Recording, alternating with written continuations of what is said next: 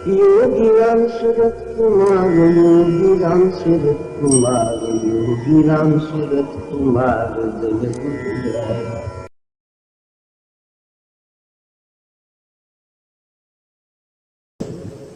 இரண்டு பெண்மணிகள் ஒருமுறை வந்து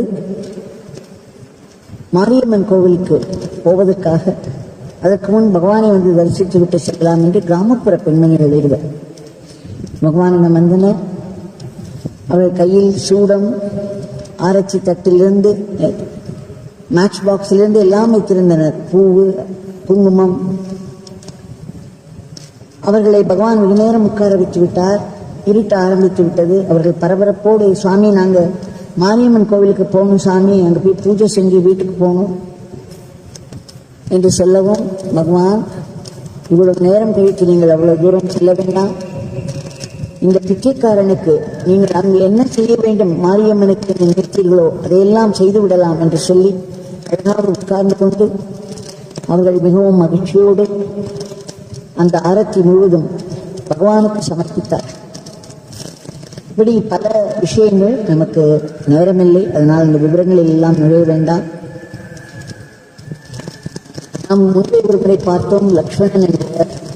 அவருடைய ஊரில் இருக்கும் பர்வதவர்த்தினியிடம் பில்வ அர்ச்சனை செய்து ஷாமள ஷோடச நாமஸ்தோத்திரத்தில் சொன்னார், வேண்டிக் கொண்டார். அம்மா என்னுடைய கஷ்டங்களை எல்லாம் தீர்த்து விடு, அது மட்டுமல்ல எனக்கு ஒரு குரு வேண்டும், என்னுடைய குருவை நீ காட்டிக் கொடு என்றெல்லாம் வேண்டிக் கொண்டாராம். அன்றைக்கு மறுநாள் பிரம்ம முகூர்த்த நேரத்தில் விடிகாலையில் அவருடைய தூக்கத்தில் ஒரு கனவு.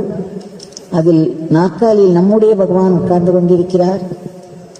இவர் ஓடிப்போய் அவருடைய காலை இறுக பிடித்துக் கொண்டு யோகிராம் சுரத்குமார் என்ற அவருடைய நாமத்தை கட்டிக்கொள்கிறார்.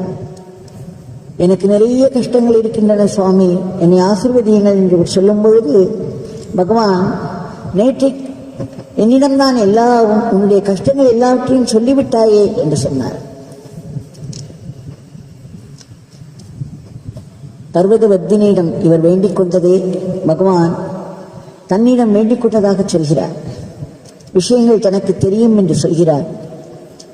அந்த பர்வதவர்த்தினி அவருடைய குருவை காட்டிவிட்டார் என்று அவர் அகமகிழ்ந்து போனார்.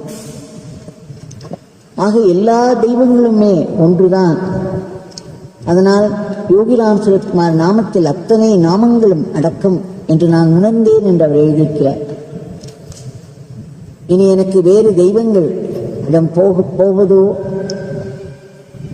அதற்கு ஆன வழிபாடுகளில் ஈடுபடுவதோ கூட வேண்டாம், எனக்கு பகவானுடைய நாமம் ஒன்று போதும், அதில் எல்லாம் அடங்கிவிட்டது என்று மிகவும் மகிழ்ச்சியோடு தெரிவித்துள்ளார். இப்படித்தான் நாம் பார்த்து வருகிறோம். இன்றைக்கு ஜெயகார்த்திக் என்பவர், அவர் இங்கு வந்து சென்றார், 2-3 முறை வந்து சென்றார். இவர்தான் முன்பு ஒரு முறை ஒரு நாள் பகவானை நினைத்து மொட்டை மாடியில் அழுது கொண்டே இருக்கும்போது, பகவான் உங்களுடைய தரிசனம் எனக்கு கிடைக்காதா, உங்கள் தரிசனம் எனக்கு தரமாட்டீர்களா என்று மிகவும் ஏங்கி ஏங்கி அழுது கொண்டிருந்த பொழுது திடும் என்று வானில்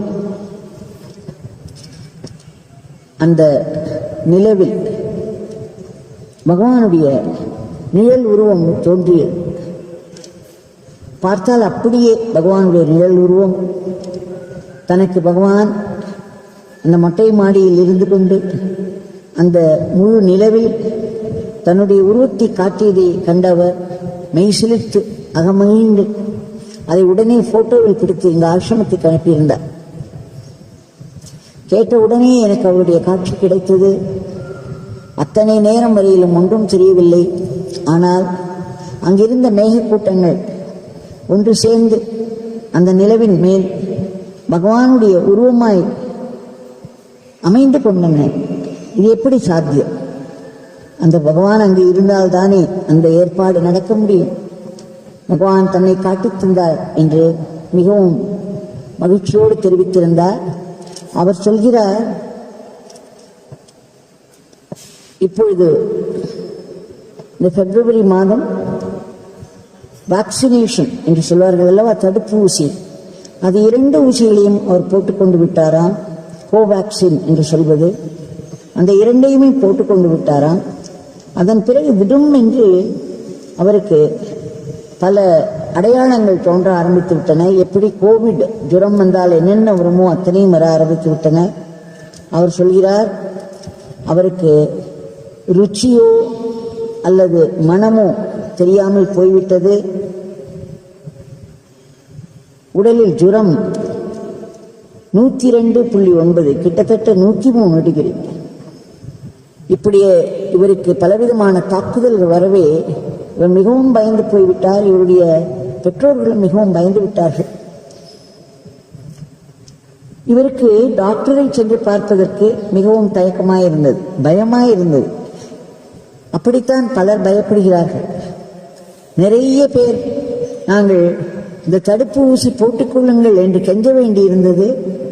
அவர்கள் அத்தனை பேரும் அந்த கோவிட் ஜுரம் வந்தால் எப்படி பயப்படுவார்களோ அப்படி அது வருவதற்கு முன்பே இந்த ஊசி போட்டுக் கொள்வதற்கே பயப்படுகிறார்கள். ஊசி போட்டுக்கொண்டால் எங்களுக்கு கோவிட் ஜுரமே வந்துவிடும் என்று சொல்கிறார். இவருக்கு அதே போல் இந்த ஜுரம் வந்தவுடன் அது மட்டுமல்ல, மனம் நுகரும் தன்மை, ருச்சி இவையெல்லாம் போய்விட்டது. ஜுரம் வேறு கிட்டத்தட்ட 103 டிகிரி. எப்பேற்பட்ட ஒரு குழப்பம், டிப்ரெஷன், ஒரு பெரிய பய பீதி. ஆனால் டாக்டரிடம் செல்ல மனமில்லை. அப்பொழுது அந்த நாமத்வனியில், அபோர்டில் நடக்கும் நாமத்வனியில் அவர் தன்னுடைய பெயரை கொடுத்திருந்தார். அவருக்கு அந்த 4:50 5 மணி வரை ஒரு 10 நிமிடம் பாடுவதற்கு ஒரு பெரிய வாய்ப்பு கிடைத்தது.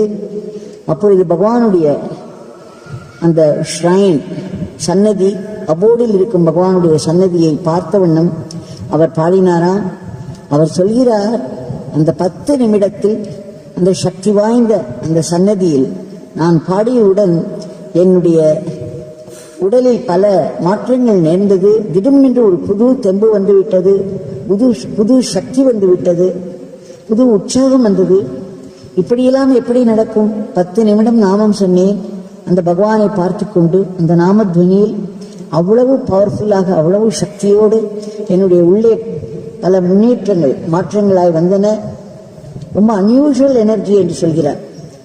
அதனால் இப்பொழுது அந்த டாக்டரிடம் போய் வர வேண்டிய பயம் போய்விட்டது. உடனே நான் டாக்டரிடம் சென்றேன். டாக்டர் என்னிடம் சொன்னார், நீங்கள் 2 டோசஸ் இந்த வேக்சினேஷன் ஏற்கனவே செய்திருக்கிறீர்கள், அதனால் உங்களுக்கு பயமே வேண்டாம், அவை உங்களை பாதுகாக்கும். இது 2வது ஊசிக்கு பிறகு வந்து உடனே நின்றுவிடும்.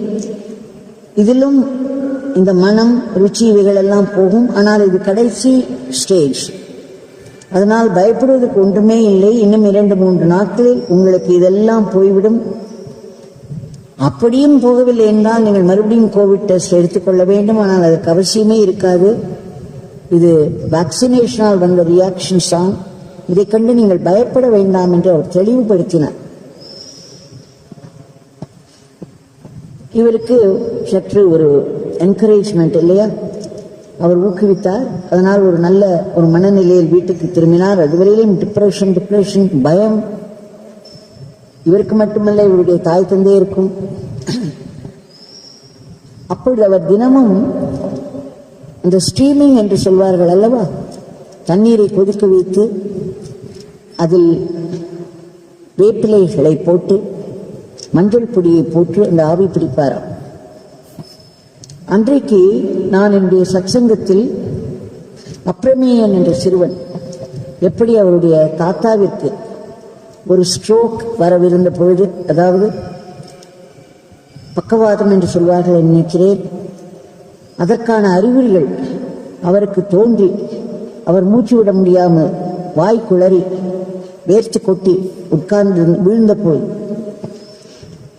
அப்ரமேயன் என்ற சிறுவன் ஓடிப்போய் வீட்டுக்குள்ளே இருக்கிற பகவானுடைய விபூதியை கொண்டு வந்து அவருடைய நெற்றியில் தடவி, அவருடைய தாத்தாவின் நெற்றியில் முற்றும் தடவி, தன் கைகளினால் அவன் அடிப்பது போல் அழுத்தி எடுத்தான். யோகிராம் சரத்குமார், யோகிராம் சரத்குமார் என்று அலறிக்கொண்டே பண்ணினார். அதுவே எல்லோரும் அன்றைக்கு கேட்டிருப்பீர்கள். ஒரு பெரிய மாற்றத்தை உடனடியாக அவருக்கு கொண்டு வந்து அந்த வியர்வை, வாய்க்குளறுதல் எல்லாம் நின்று மறுபடியும் அவர் நார்மலாகிவிட்டார். அந்த அட்டாக் நடக்கவிருக்கும் நேரத்தில் ஒரு கட்டியாக இந்த ரத்தம் உறையுது. ஒரு இரத்த குழாயில் வெடித்து ஒரு கட்டியாக அந்த ரத்தம் உறைந்திருந்தால் அவருக்கு அந்த பக்கவாதம் வந்திருக்கும். ஒரு பக்கம் முழுவதும் தாக்கம் ஏற்பட்டிருக்கும். ஆனால் அதற்குள் அந்த சிறுவன் ஓடிப்போய் அது செய்ததினால் அவருக்கு நார்மல் நிலை திரும்பிவிட்டது. இதை பற்றி நான் சொன்னதை கேட்டு அவருக்கு தினம் என்று ஒரு இன்ஸ்பிரேஷன். அவர் நினைத்தார், தினம் தினம் இந்த ஸ்ட்ரீமிங் பண்ணி வருகிறோம், தினம் தினம் மஞ்சள் பொடி போடுகிறோம், வேப்பிலை போட்டு, ஆனால் ஒன்றுமே நடக்கவில்லை.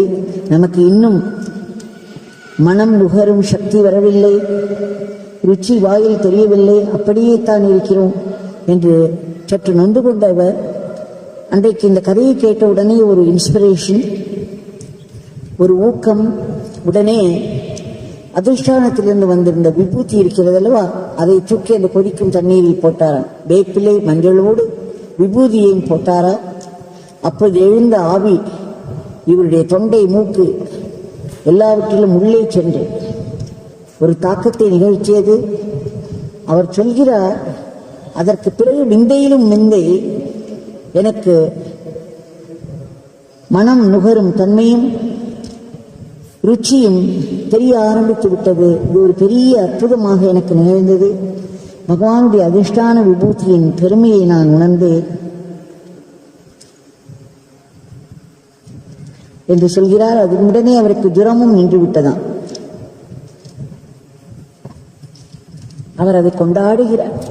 எங்களுக்கு உடனேயே தகவல் தெரிவித்தார். நாமத்வனியில் பாடுவது எவ்வளவு சக்தி வாய்ந்தது என்று தெரிந்தது. பகவானுடைய விபூதியை அந்த ஸ்ட்ரீமிங், அந்த ஆவி பிடித்தலில் போட்டவுடன் எப்படி அவருக்கு திரும்பவும் அந்த சக்தி அந்த மனம் நுகரும் சக்தியும் ருச்சி தெரியும் சக்தியும் திரும்பிவிட்டது, ஜுரம் போய்விட்டது என்று கொண்டாடி எழுதியிருந்தார். அடுத்தது ஒரு சின்ன ஒரு வித்தியாசமான ஒரு நிகழ்ச்சி. சென்னையிலிருந்து பிரியா அஸ்வின் அவர்கள் எழுதியிருந்தார்கள். முன்பே அவரை நாம் பார்த்திருக்கிறோம். அவருடைய பெண் ஒரு பயங்கரமான திரைப்படங்களை எல்லாம் இரவு நேரங்களில் பார்த்து மிகவும் பயந்து போய் அதற்கு பிறகு பகவானுடைய நாமத்தை அவர் சொல்ல ஆரம்பித்து அதன் பிறகுதான் அவருடைய பயம் நீங்கியது. அவருடைய அந்த பயமுறுத்தும் படங்களை பார்க்கும் பழக்கமும் நின்றுவிட்டது. அந்த பெண்ணினுடைய தாயார் மறுபடியும் எழுதுகிறார், அவர்கள் வீட்டு வாசலில் வைத்திருந்த ஒரு செடி வாட ஆரம்பித்து விட்டது. அதனுடைய தண்டுகள் எல்லாம் கட்டையாக உலர்ந்து விட்டன. அதில் உயிர் இருப்பது மாதிரியே தெரியவில்லை. எல்லோரும் எங்களுடைய நம்பிக்கையை இழந்து விட்டோம். சரி, இனி இது மிக அழகான பூ பூக்கும் அது, ஆனால் இதுமென்று அதனுடைய உயிர் சக்தி நீங்கி அது உலர்ந்து போய் கட்டையாக ஆகிவிட்டது, அது செத்துப்போய் விட்டது என்று நாங்கள் நினைத்தோம். இனி அதில் எந்த ஒரு வாய்ப்பும் இல்லை என்று முடிவு கட்டியாயிற்று. அப்பொழுது இவருக்கு இரவோ தோன்றியதாம், தினமும் காலையில் அதை கைகளால் தொட்டு யோகிராம் சரத்குமார் நாமும் சொல்வார். அந்த வாடி உலர்ந்து போய் இறந்துவிட்ட நிலையில் இருந்த அந்த செடிக்கு இவர் யோகிராம் சரத்குமார் நாமம் சொல்லி கைகளால் தொட்டி அதை வாழ்த்தி விட்டு செல்வார். இப்படி தினமும் செய்து கொண்டிருந்த அவருக்கும் எந்த விதமான வித்தியாசமும் தெரியவில்லை. அதை பார்த்தால் அது உலர்ந்து விட்டது, இறந்து விட்டது போன்ற தோற்றம்தான். ஆனால் இவர் விடாமல் செய்து வந்தார். திடமென்று ஒரு நாள் பார்த்தால் ஒரு பெரிய அற்புதம். அந்த உலர்ந்த அந்த செடியின் தண்டிலிருந்து ஒரு ஓரத்தில் ஒரு சிறிய துளி பச்சை தெரிந்தது, துளிர் பச்சை. அவருக்கு அவருடைய கண்களை நம்பவே முடியவில்லை. எப்படி ஒரு ஆனந்தம் இருக்கும்! நாம் சும்மா எதேச்சியாக நம்பிக்கையெல்லாம் விட்டது, உலர்ந்து போய்விட்டது. அதை பார்க்க பாவமாயிருக்கும். அதை தொட்டு நான் நாமம் சொல்வேன். ஆனால் அது உயிர் பெற்று துளிர்க்க ஆரம்பித்தது. அதன் பிறகு ஒரு மொட்டு வந்தது. இதோ பாருங்கள், இன்றைக்கு மிக அழகாக ஒரு பூ வந்துவிட்டது அதில் என்று அதை போட்டோ எடுத்து அனுப்பியிருந்தார்கள். பகவானுடைய நாமம் உயிர்ப்பிக்கும் நாமம். டிப்ரெஷனில் இருப்பவர்களை எழுப்பிக்கும் நாமம். இறந்து உலர்ந்து போன உயிர்களை உயிர்ப்பிக்கும் நாமம். அந்த நாமம் பகவான் நமக்கு கொடுத்திருக்கும் திவ்ய நாமம். இந்த நாமத்தை தான் நாம் தினம் தினம் 2-3 வேளை பாடிக்கொண்டிருக்கிறோம். இப்ப ஏற்பட்ட ஒரு அருள் அது. ஒரு முறை மாம்பலம் விஸ்வநாதன் அவர்கள் அவருக்கு ஏற்பட்ட பகவான் அனுபவத்தை எழுதியிருந்தார். நேற்று பார்த்தோம் அல்லவா, நேற்றும் தான் முத்துக்குமாருக்கு எப்படி ஒரு சாது உருவில் பகவான் வந்து தரிசனம் கொடுத்தார். இது நிறைய நாம் முன்பே பார்த்துவிட்டோம். திருமதி வாசுகி ஜெயராஜ் அவர்களுக்கு, இன்னும் நிறைய பேருக்கு அவ்வப்பொழுது ஏதேனும் ஒரு சாது ரூபத்தில் வந்து, ஒரு பிச்சைக்கார ரூபத்தில் வந்து தன்னுடைய இருப்பை உணர்த்திவிட்டு செல்வார். மாம்பலம் விஸ்வநாதன் சொன்னார், 2001ஆம் ஆண்டு பிப்ரவரி 20 பகவான் மகாசமாதி அடைந்தார். 2002ஆம் ஆண்டு பிப்ரவரி 20 அதற்கு முன்னால் இவர்களுக்கு பகவானுடைய ஆசிரமத்தில் வந்து அந்த தினத்தில் கலந்து கொள்ள முடியவில்லை. அதனால் அவரும் அவருடைய தாயாரும் வீட்டிலேயே அதை ஆராதனை செய்ய முடிவு செய்து கொண்டார்கள். அன்றைக்கு காலையில் இருந்து விசேஷமாய் பஜனை, பாடல்கள், பூஜை, அதன் பிறகு பகவானுக்கு இன்று தனி சாப்பாடு, இதெல்லாம் செய்தி கிட்டத்தட்ட அதெல்லாம் முடிவதற்கு மணி 1-1:30 மணி ஆகிவிட்டது மதியம். பகவானுடைய சாப்பாட்டை அவர்கள் நினைத்தார்கள். இந்த வெங்கட நாராயணா ரோடு டி நகரில் அங்கு ஒரு பெருமாள் கோவில் இருக்கிறது.